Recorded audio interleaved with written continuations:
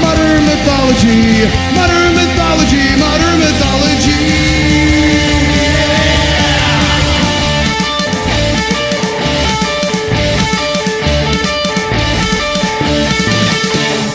What's up, everybody? Welcome back to another episode of Modern Mythology.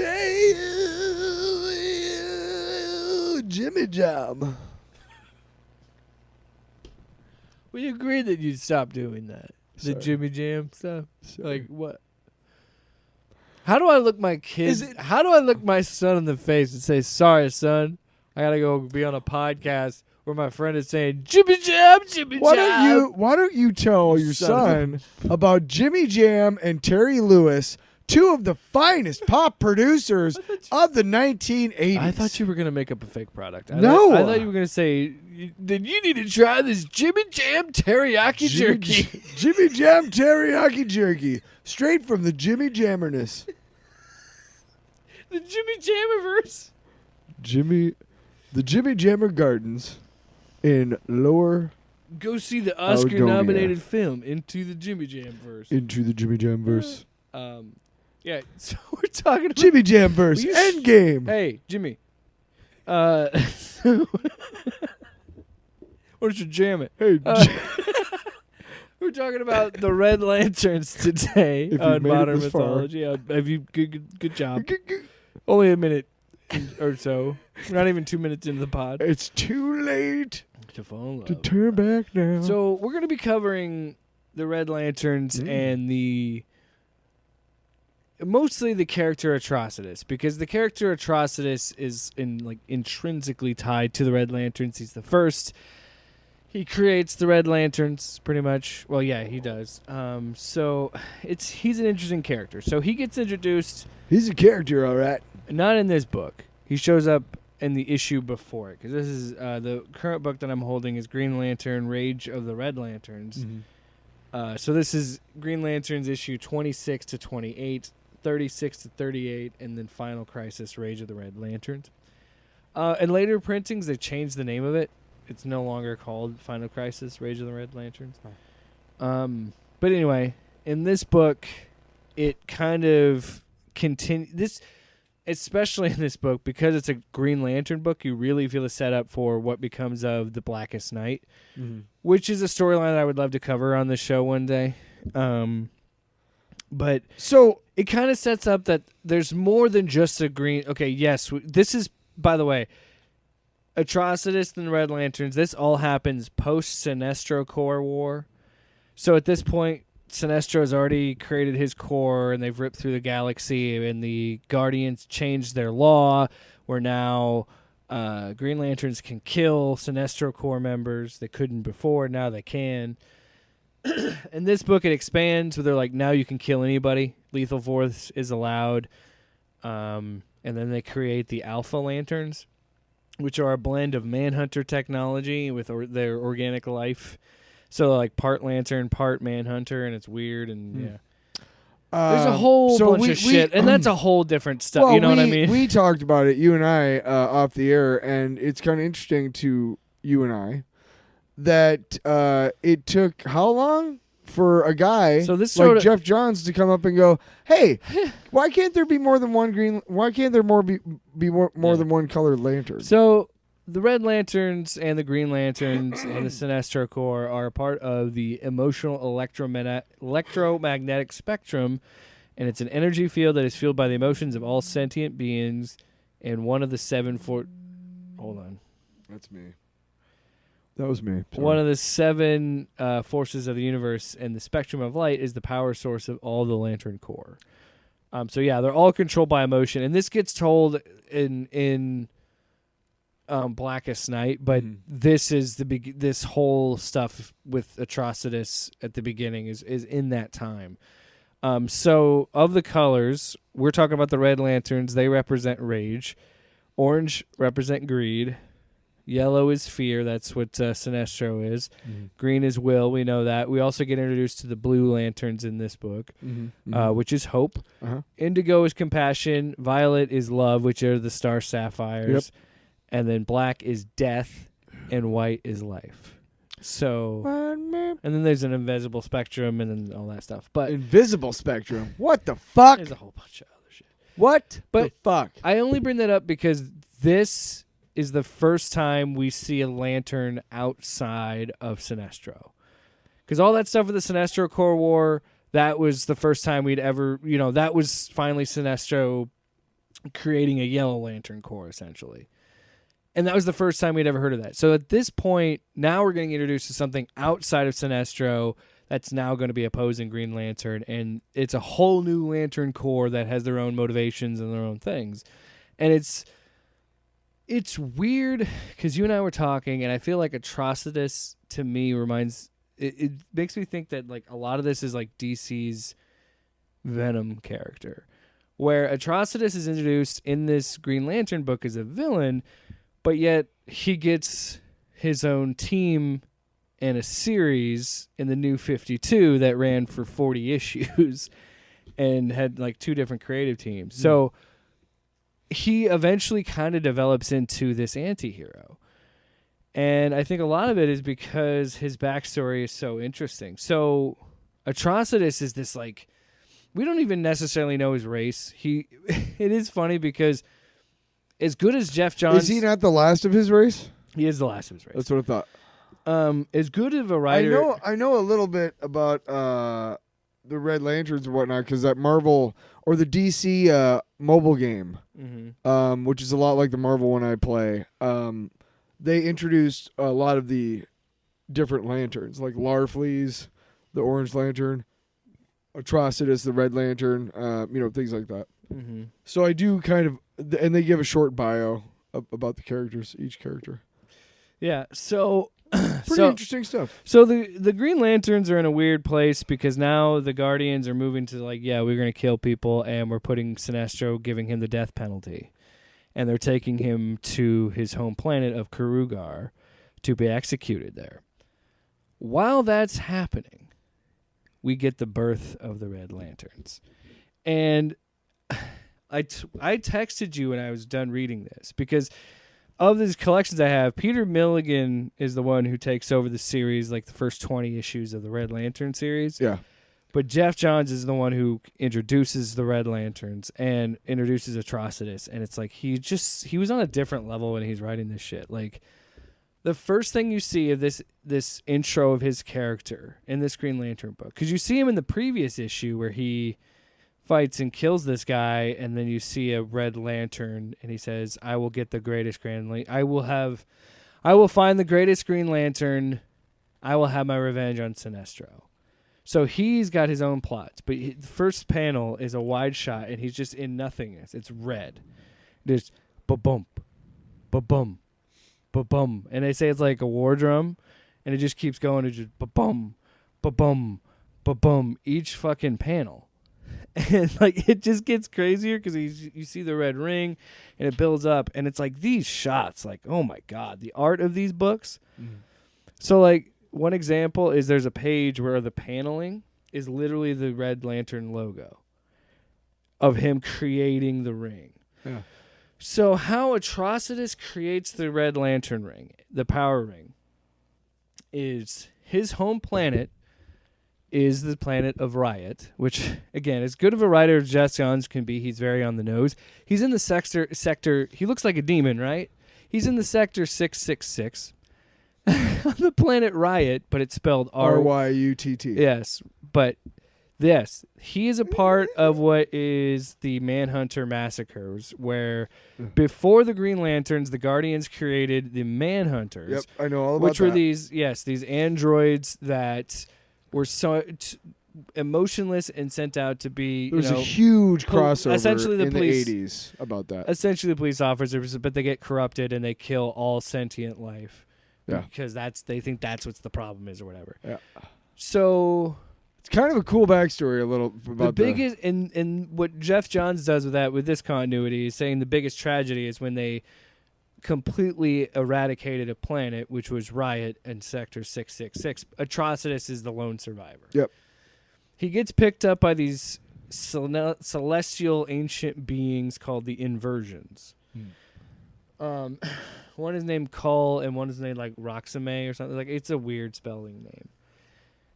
these three exist, and they have their own intentions, and they're kind of like the evil version of what the Guardians would be. They're like these old celestial beings.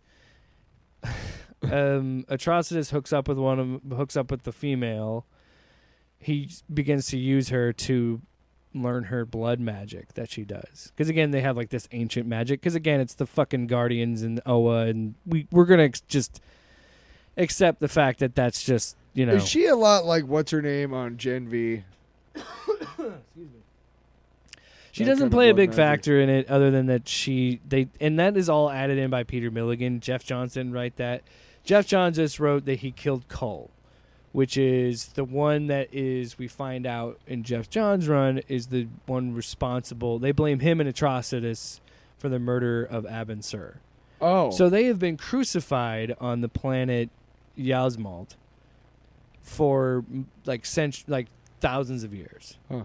And he finally breaks free, kills Cull, and uses the blood of the inversion and his own rage, and he creates the red power core, battery core, and then that's how he creates the Red Lanterns. And then from that, the Lanterns will shoot out like they do with the Green Lanterns, and how they do it is you have great rage in your heart instead of you have great will in your heart or whatever. But I want to pull up because it's what I love about Jeff Johns and this whole emotional spectrum with the rings. Each ring has to have a fucking oath, which makes me laugh. But it's like, I love it because it's so cheesy, but amazing.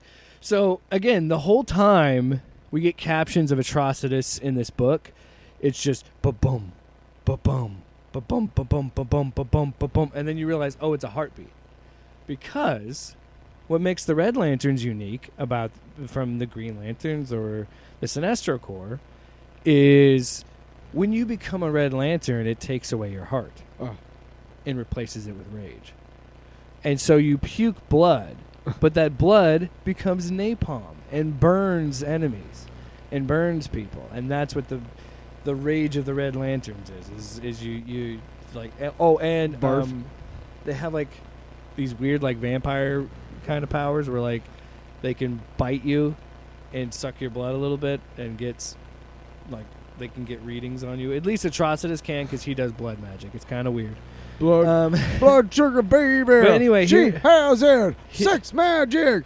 Here's the oath and this is what I love about it, because again, the paneling is the logo, and it's just like this metal looking fucking metal. But it's also what I found interesting with these Lantern books, with this one, with the Johns books and the Red Lanterns books, is their paneling is black instead of white. I thought it was interesting. So, with blood and rage of crimson red ripped from a corpse so freshly dead, together with our hellish flesh, we'll burn you all. We'll burn you all with our hellish hate. Son of a bitch, I fucked it up. Let's start over. With blood and rage of crimson red ripped from a corpse so freshly dead, together with our hellish hate, we'll burn you all. That is your fate. And he finally wears his full suit with the red and the black, and I love his design. I really like Atrocitus' look throughout the years. Like, he gets kind of like, depending on who draws him, his teeth change, kind of like Venom, where like some guy will make it sharper looking and have more or whatever. I'd say more like Venom's tongue. Depending on the artist, how crazy long his it tongue is or how big his mouth is. Yeah, pretty much. It's kind of the same with Atrocitus. A little bit there. So he shows up and stops the Sinestro going to Kurugar. He interrupts it and takes Sinestro because he wants Sinestro. Because he blames Sinestro and Hal Jordan. Well, just Sinestro, not Hal Jordan, but he blames Sinestro for being there. He's like, I didn't fucking kill Abin Sur. Cole did, and I got blamed for it as well, and blah, blah, blah. And then they're fighting. While that's happening, Hal Jordan is learning about the Blue Lanterns, and that's just setting up the Blackest Night stuff. So then the Sinestro Corps, the remaining members, they show up on Yasmal to fight the Red Lanterns so they can break out Sinestro. And this is when There's a character named Laura in this that Hal is friends with, that she's one of the Lost Lanterns. It's a whole thing. Again, I don't have time to go into that. But she becomes... What the fuck, man? She's pissed because she gets put in jail because she killed She killed Amundsen, the son of Abensur, who was a Yellow Lantern who was like, I give up, but she killed him anyway. Oh. So she becomes a Red Lantern, and then she dies because then we find out that she can't talk and act normal at all. She's just like a raged beast, like an animal. Rage beast! So we find out, unlike the other Lantern Corps, Red Lanterns, when you become a Red Lantern, it removes your heart, gives you rage, and you can't control yourself. You lose sentience. You just become like an animal. Huh. And only Atrocitus has sentience. So he just leads an army of these crazed, angry people. And Lara gets killed by Sinestro after he gets freed, and Hal loses his shit. And that's when Lara, who died, her ring pops off and goes and lands on Hal, and for a brief period, he becomes a Red Lantern. And that gets fucking Atrocitus pumped up because he's like, yeah, let's go, Hal, let's fucking go. And because he is a Green Lantern and a Red Lantern at the same time, he's making constructs of his rage, and it's all over the place and crazy. And then the Blue Lanterns help Hal, and he beats Blue Lanterns. He helps Hal, and Hal beats Atrocitus and the Red Lanterns. And then they show up again briefly to help with the Blackest Night stuff. And then the New 52, they get their first solo series, The Red Lanterns, written by Peter Milligan, drawn by Ed Benes and Rob Hunter. Benes. I like Milligan a lot. He wrote the X-Force X-Statics stuff with Mike Allred. Miguel Sepulveda. Sepulveda. He does the next 2 volumes with Milligan, and these are really good as well. All the art on these books are just fantastic. You're fantastic. No. So you're fantastic. Say it with me. You're fantastic. So this whole volume is just kind of setting up who the Red Lanterns are going to be in this series, and just like more of a. So answer me this. So he's the only one with sentience. Like, so the other members of his team are just constantly trying to kill him. No, they're enraged. Well, they're just enraged, but he keeps them in check. He just like. Atrocitus again is kind of a bad guy because he is there are times he's violent with Bleeze a few times when he's trying to get her to be his lieutenant, where I'm like, do we need to be that violent with her? And I want to talk about these characters because on one hand I understand what Milligan is doing with this of like, these are not Green Lanterns. They're rage driven people.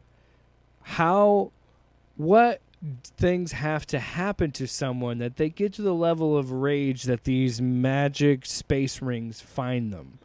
You know what I mean? Yeah. And so some of this backstories and some of these characters are really cool and unique, and then there's some of it, like, I get what they're trying to do, but it's still kind of fucked. So a lot of this so we also find out about the sentience thing, right? Well, Atrocitus is kind of in a weird place because his whole point of helping the Green Lanterns in Blackest Night was so he could kill Krona, the guardian responsible for the Manhunters that killed everything. Yeah. He's dead. And he's talking to the corpse a lot of this guardian because he's trying to find direction. And he's like, all right, I'll be rage and justice throughout the galaxy, but we're going to do that. But if we're going to do it, I'm going to need at least one other person that's smart. Because all I got is my cat Dexcar, which is a little kitty over here. All I got is him right now, so I'm going to recruit someone, and he recruits Bleeze, who is such a important part of the story. We have her looking with her big boobs and her like classic comic book sexiness on display. Right. It serves a purpose in the story, and this is why I run into issues. Because Bleeze herself as a character, I think, is very interesting and is a really cool dynamic with her and Atrocitus. But her backstory is so tragic and, like, I don't know. So her backstory is she was this woman that was always been beautiful and designed essentially to be married off to this kingdom, right? And she was a voluntary virgin. And the other men, because they were not worthy of her, she wanted a worthy suitor. And they were jealous of her, so they told these Sinestro Corps members about it. And they sexually assaulted her. She fought them off. There was a whole fight. They don't show it in this book, but they talk about it. And so she gets sexually assaulted, and then from her rage of that, she becomes a Red Lantern. And it's like, I understand we have to take a character to a certain depth to be driven by nothing but rage. Right. But did we have to go to that level? Yeah. And she references it in another part of this series, where the Star Sapphires are trying to recruit her because there's a disease that's killing Red Lanterns, and she blames the Star Sapphires, and they say, you should choose love, and we're doing this out of love. And she goes, doing it out of love is what Sinestro's men said when they raped me. And that was her, like, breaking free and saying, like, I am rage. Because they did that to her, and she has these big wings, and they took her wings, tore off all the feathers, and now all of her wings, they're still there, but it's just bone.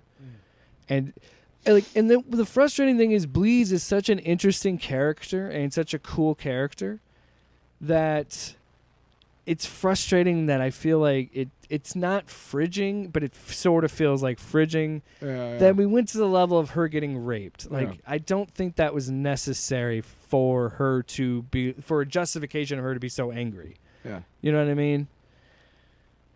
I don't know. That one frustrates me. There's some other interesting ones, but essentially this series just sets up the new Lantern Corps, essentially. But after he gives her sentience, they still have fighting, but we find out that, okay, how does he give her sentience? Well, in the second issue, he decides, I know how I'm going to do it. I'm going to throw her in the blood ocean. So the power core on Yasmal is fueled. So the Red Lanterns are fueled by blood and rage. Blood. Spill the blood of the innocent into the blood ocean. And so the blood ocean has these powers to it because of the blood magic that Atrocitus does. He throws Bleez into the blood ocean. And by doing that, she starts to remember, and she starts to get her sentience back because he needs her to think straight to be a part of it. So you see, like, for the first time, she comes out of this and sees everything of, like, where she is and what's happening and what the all that. And she, of course, has a fight and argument with him, but then you see her, again, there's so many gratuitous shots of her where it's like, it seems gratuitous, but again, it plays to that because even moments after, as they have they work together at times, but they can't trust each other because they're driven by so much rage, they're paranoid. Because even in this, when he recruits Bleez to be his right hand, he's like, oh, wait, they do listen to her, but I've remembered, oh, yeah, she's very attractive, and she's very smart, and she's already kind of questioning my leadership. So that leads to Bleez later in this book when a few other characters get sentience. She leads like a rebellion, and there's a whole thing to that. But that book wraps up with Bleez and Atrocitus and all the Red Lanterns coming together and defeating... Peace and harmony. No? No, no, exactly. That's not what happens. They're split up. So there's a disease at the end of this first book. Atrocitus gets attacked. We also meet the first, or not the first, but the new human Green Lantern or human Red Lantern, Jack Moore. His grandpa gets mugged and beaten to death. His brother firebombs that guy's house. His brother gets arrested, and he in the struggle he's fighting with cops. Jack Moore lets go, and he lets go to rage. And when he does that, the ring flies in and says, "You have great rage in your heart," and it flies on. Let's do this. But this is what I think is interesting about these books. It makes me laugh because they're written by humans, right? And these Lantern books are all about like they're written by humans. Yeah, they're written by humans, and these Lantern books are about all these alien races and all these different things, but yet they can't help themselves and have to make the human character cool. Where this Jack Moore character, he is unique, where when he gets the Red Lantern power ring, he doesn't become, while he is fueled by rage, he is able to resist the power of the red ring. So while again, I don't think I made it clear, you die when you become a Red Lantern. Because if you're removed from the ring, you die because it's your heart. Yeah. And that's why when you see a lot of it, it was like ba-boom, ba-boom. There's heartbeat panels for like the rage building. So he is like resisting the rage a little bit, but I'm like, why is it the human is the only one that can resist? As much as we did so much to build up Bleeds as a cool character and Scalix and all these other different Red Lanterns, that we have to make the human character be like, no, but I can resist the rage. I can keep it at bay. And it's like, well, we have to have a human character we can connect with, which I disagree. I liked Atrocitus and his alien friends more than I didn't need a human on the team. We talked about this off the air. I mean, Hal Jordan is... Oh, well, Jeff Johns especially. Hal Jordan was the greatest fucking human being ever. Well, he's supposed to be the greatest Green Lantern ever, right? And, again, all the heroes and everybody on Earth knows him as Green Lantern. But, like, among the core, he's Hal Jordan. You know what I mean? Like, it's just kind of ridiculous when you start going down that path of like who's the greatest, Green Lantern or who and whatnot. Yeah.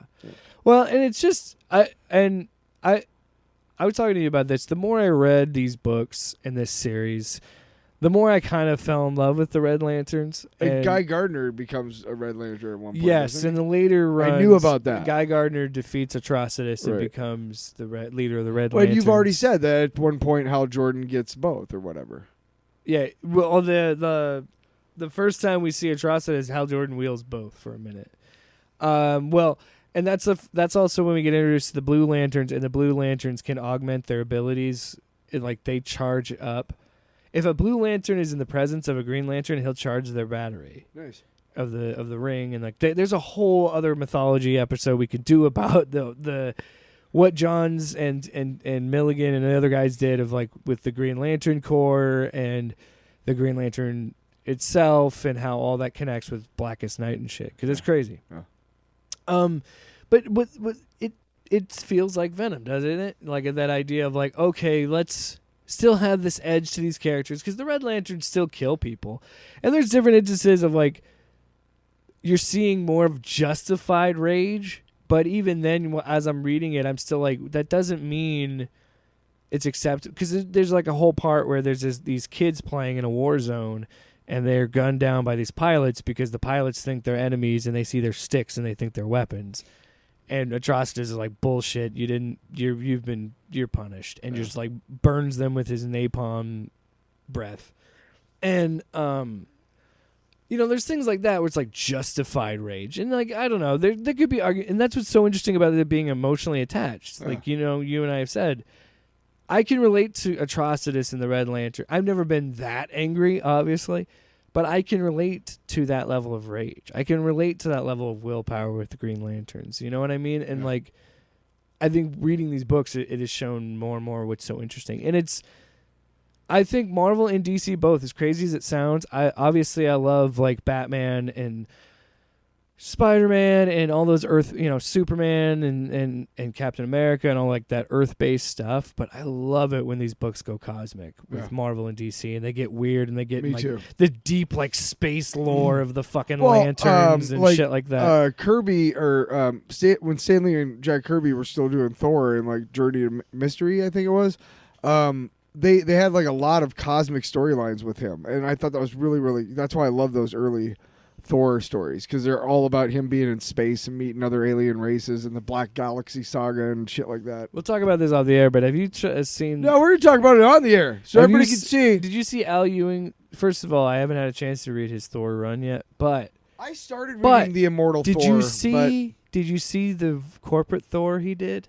issue. It was Roxxon Presents Thor. Oh, dude, I need to read it because I've heard it's really good. Nice. But yeah, so I really like the Red Lanterns. I would like to talk about it more. I didn't finish all the books because I read a good amount, but I got enough to understand of.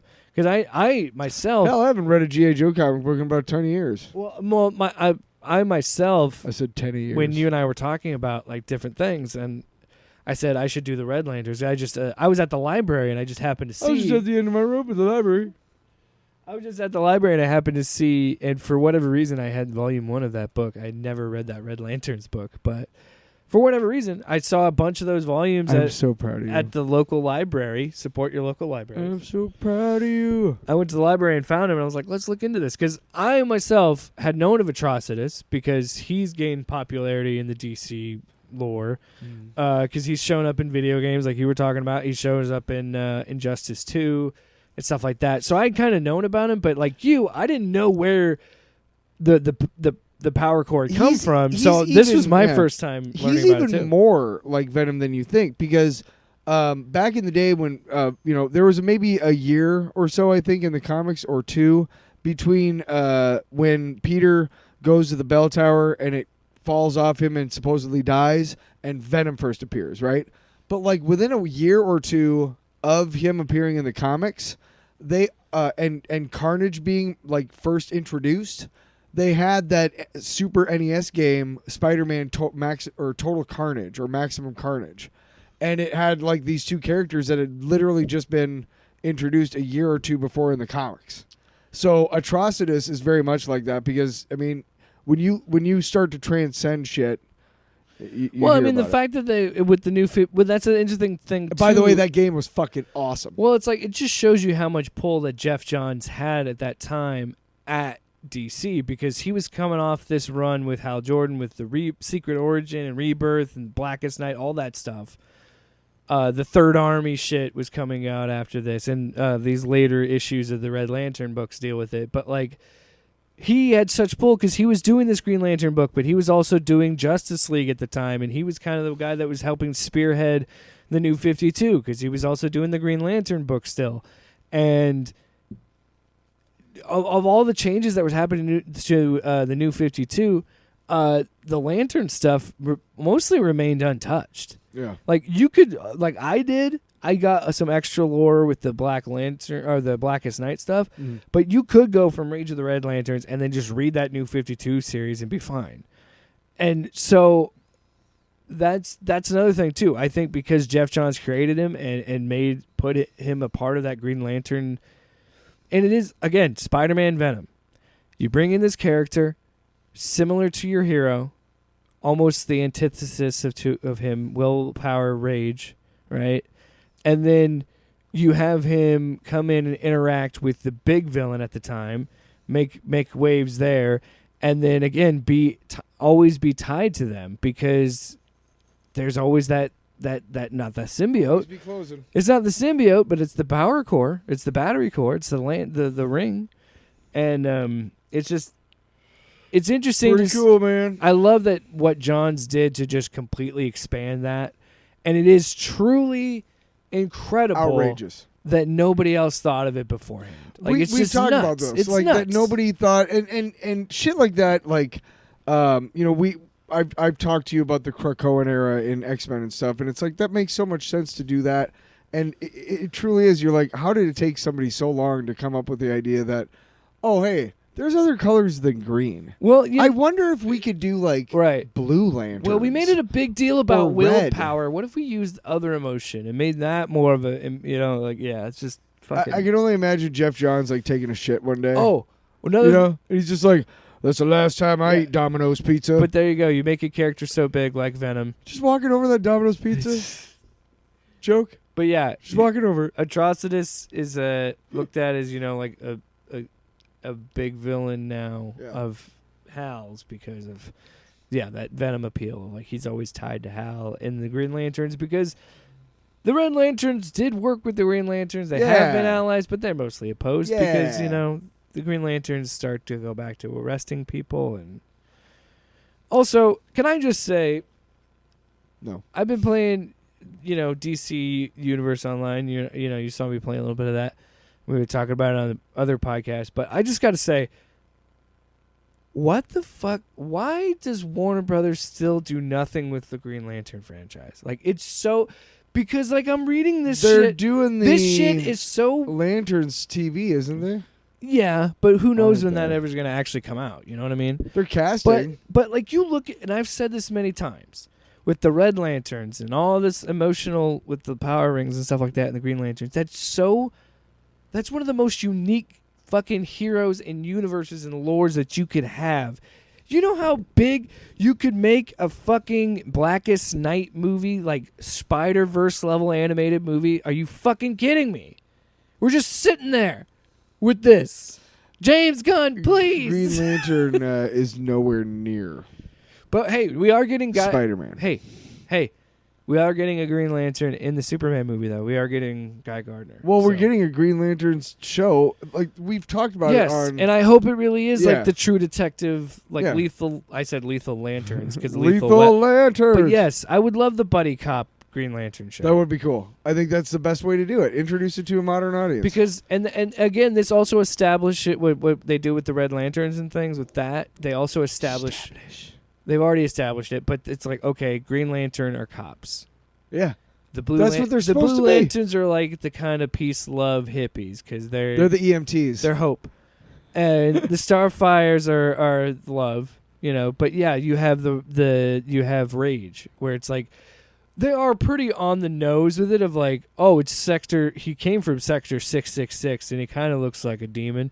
Oh, and by the way, Yasmal is just got an ocean of blood and this big power core. But it's also like, it's cheesy and silly, but that's the kind of shit that I love, and that's why we're doing modern mythology, because it adds so much mythos to Atrocitus, and it's like, it won me over of like, I actually care about this guy.